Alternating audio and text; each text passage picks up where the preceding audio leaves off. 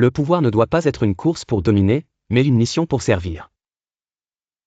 Il était une fois, dans le royaume d'Ignéry, un trône de fer. Ce trône n'était pas un simple siège royal. Forgé à partir des épées des 100 rois vaincus lors de la Grande Guerre des Royaumes, il émettait une lumière d'argent chaque fois qu'un roi au cœur pur s'y asseyait.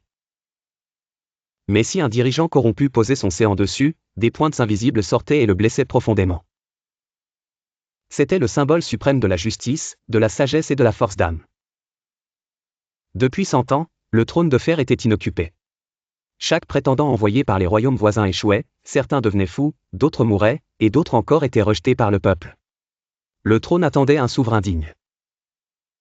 Dans un village isolé, vivait un jeune garçon nommé Oron, orphelin, humble forgeron, élevé par un vieux sage du nom de Maruk.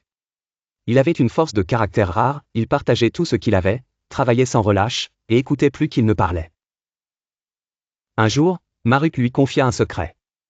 Tu es le dernier descendant du roi Alcar, celui qui a refusé de faire la guerre pour garder le trône de fer. Tu es l'héritier légitime, mais le trône ne t'acceptera que si ton cœur est pur.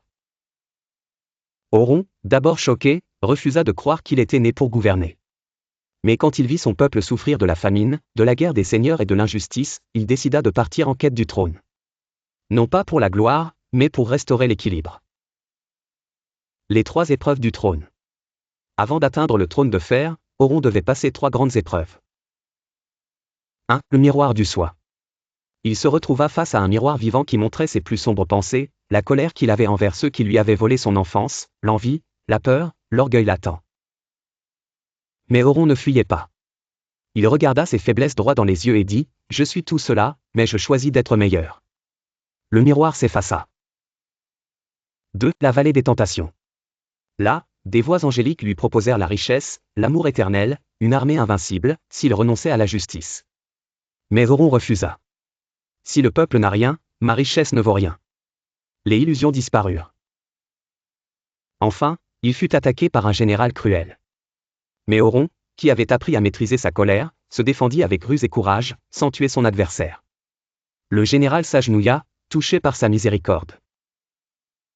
Lorsqu'Oron arriva devant le trône de fer, les flammes qui l'entouraient s'éteignirent.